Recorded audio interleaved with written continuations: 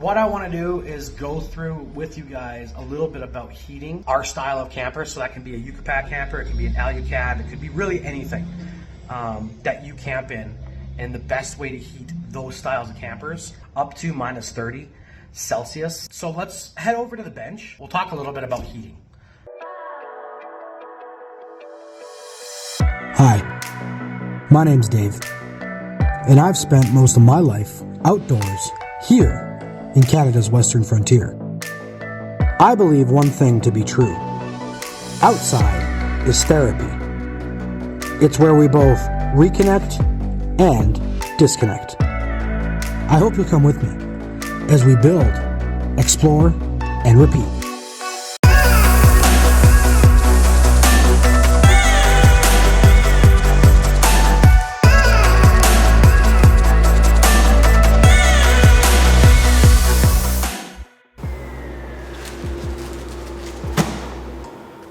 Okay guys, we are at the bench right now and we're gonna go into detail about heating. This is gonna be the video you're gonna wanna watch, probably even save for next winter. We don't normally do this in the summertime because we don't have to, but for some reason, we're getting some messages about people wanting to heat their tents and their campers and how to do it safely and effectively and efficiently. That's the most important part here, is actually the efficiency part. So hear me out. Okay, all right, so before we really just dive in and start looking at the different heating options, let's basically break this down together in a much more usable way. So ultimately, heating basically comes down to two reasons. One, safety, and two, comfort. Anytime we're spending time outside, what we're attempting to do is make the outside as comfortable as possible so that we can spend more time out doing what we love. We have to make sure the humans' basic needs are met, right? So we need to stay warm. There are a whole bunch of ways that you can do this. I'm gonna share with you the 3 ways that I do it consistently and regularly. I still use all 3 pieces of gear that you're gonna see here today. However, what I do is I basically ensure that what season I'm camping in and the type of weather that I'm expecting to encounter plays a role in the gear that I bring and the style of heating that I take. Just recently, when we were out west exploring and celebrating Canada Day here in June, the end of June and beginning of July, we got a really wet and cold, miserable day. And I didn't have any sort of heater with me at the time. Not that I even really needed it, because I have a really good sleeping bag. But I paired that sleeping bag with a heat source. And what that heat source was simply a Mr. Heater package. I do not rely on these things for the winter at all. Unless I'm just trying to keep the chill off my hands in my gloves or in my boots, that's where I'll use these. But for a sleeping heat source as a means of protection through the cold, I do not use these. But that's number 1. So number 1 is some sort of chemical pouch heater that you can throw in your sleeping bag, or throw in your socks, throw in your back pocket if you sleep in your clothes. I don't, but if you do, just throw it in your back pocket, up your shirt, in a toque, whatever. Or a beanie if you're an American. These are super helpful, and they're extremely affordable. I would recommend these in your kit at all times. I actually just pulled these out of my camper still. I have many of these in my camper at all times. So if you're running a camper or even a tent of some kind, this is a really good thing to have in your camper at all times as part of your kit. Okay, so the next one is obviously probably the most common one that you're gonna find. And now we're moving into gas-powered heaters. Gas-powered heaters are dangerous indoors no matter how safe they claim to be. Specifically catalytic heaters. And a catalytic heater is basically what we've got here. So this is a buddy heater. This thing comes in 3 different sizes. You have the big buddy heater, which is what I had used for about a year in my combi camp trailer. And then when I moved into my Smitty built tent, I traded straight across that big buddy heater for this portable buddy heater. These things are extremely awesome, and they're awesome because they're small, they pack well, they take 1 pound bottle propane tanks, and they are considered indoor safe. Now, something to consider with propane heat is that it's also humid heat. So you are likely to, you're gonna get a load of condensation from this, but it will keep you dry and it will keep you warm. I'm going to share with you a specific way that you can use this heater without having to deal with too much condensation, or at least without having to deal with additional condensation. You're always gonna get some from your breath no matter what in a confined space. You pair it with this, you're gonna get even more. I've got a workaround for that. I'll share it with you guys after. Yes, I have burnt my sleeping bag not once, but twice in my rooftop tent using this heater. I've seen a lot of people put this thing on a stand, and then that way their sleeping bag doesn't go in front of it. I don't like doing that. I like putting it on a board, because on those rooftop tents with those mattresses, as you move around, that stand is gonna move. And this can be quite tippy if you're putting it on a stand on a mattress that's designed to move. It has an automatic shut off. That doesn't stop you from getting burned. What it does is stops the heater from running in the event that it tips over. So I don't actually recommend using this in a rooftop tent. Do with it that information whatever you will. I've done it. I wouldn't recommend doing it again. However, with a camper, it works really, really well, specifically with a Yucca camper or any camper that's got like an insulated platform bed. The best way to use this would be to heat the space below you and have that heat radiate through the mattress so that you're heating the core temperature of your body and not trying to heat the air around you. That requires an immense amount of energy to do it effectively and efficiently that these little heaters just do not have. And we're making this a nice quick video because there's already a ton of videos like this on YouTube of people going through the heating systems. So last but not least, we have a diesel heater. Now, the diesel heater is probably the most popular heating mod that you can do to any camp system that you're currently using. I think the reason for that is basically, well, two parts.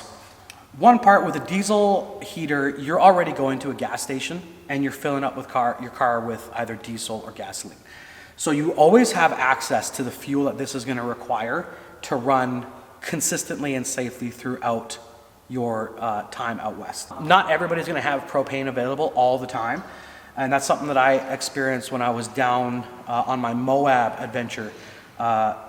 Some places had propane, most places didn't, and because I was making my crossings through the big cities at night, nothing was open that I could have gotten propane. So there were a few nights during January on that trip where I just ran without heat. Thankfully, I had really good sleeping bags. But with a diesel heater, you kind of have access to heat, to fuel when and where you need it.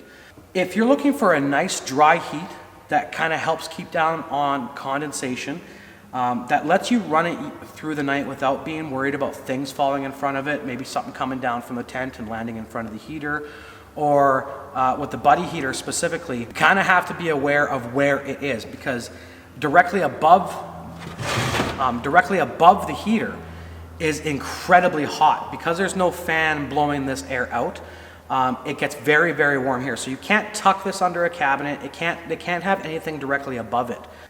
Now, where the diesel heater kind of falls short is that it has to be ducted to the outside because it's a combustion. There's a small diesel pump that uses diesel to heat an element and then blows that through its element, and then blows that through your ducting. That means that there's exhaust to consider with a diesel heater. So you have to exhaust the diesel heater somehow. A lot of people will run their diesel heaters outside, and they'll run their diesel heaters outside well into minus 30 or 40, which is completely fine. But you lose a ton of efficiency by doing that. Now, you are running a very small space, so you probably only need 50% efficiency to do it, but it's going to cost you more in fuel. So if you're running that outside, you'll probably run an entire tank. If you have to run it all night, you'll probably drain an entire tank on high. However, if you can find a way to bring this inside and simply duct the exhaust or run the exhaust outside of your camp space, you can run this inside, which means it takes less time to heat up, it uses less energy to produce more heat, and using your thermostat, you can regulate that temperature however you want. You can go all the way up, all the way down. It also gives the ability to fill it up inside. You don't have to go outside to top it up if you don't want to. Another downside to a diesel heater is that it is a larger footprint than any other heater. So you can either solve that situation by either permanently installing your diesel heater into your camper, and that's by making a cabinet, whether you're using like a fart system or any other sort of inside habitat system, drawer system, cabinet system, whatever you're going to build for your camper or whatever you're going to buy for your camper. Install it permanently in that, but it does mean that it's permanent. And I like my stuff to be modular. I like to be able to throw this in the camper in the winter, and then in the summer pull it out and replace where this sits with my fridge, because my fridge and my diesel heater both sit in the same spot. But because I don't use my fridge in the winter time, this basically creates an entire livable space inside. It takes care of all of the ambient moisture in the room, and most importantly, it's the safest way to go. I can turn it on and just walk away. I don't know if any of that information is something that you have heard before or haven't heard before. I do know that this is what I know works, and it's probably the 3 best systems you're going to use. They might be the only systems you're going to use. There's also Propex heaters as well, which is a diesel style heater that uses propane instead of diesel. They're both equally as noisy. The diesel heater has a consistent tick of that fuel pump, which eventually it just becomes gray noise and you don't even hear it. Now I'm going to teach you the best way to use any of these systems with a camper. Keeping the heater below you is the safest and the best way to go. If you're using a buddy heater, for example, if you close off your panels entirely, you put all your panels down and there's no ambient air trying to come up into your camper, this has to heat up a much smaller space, which means that smaller space is going to heat up a lot more and a lot faster.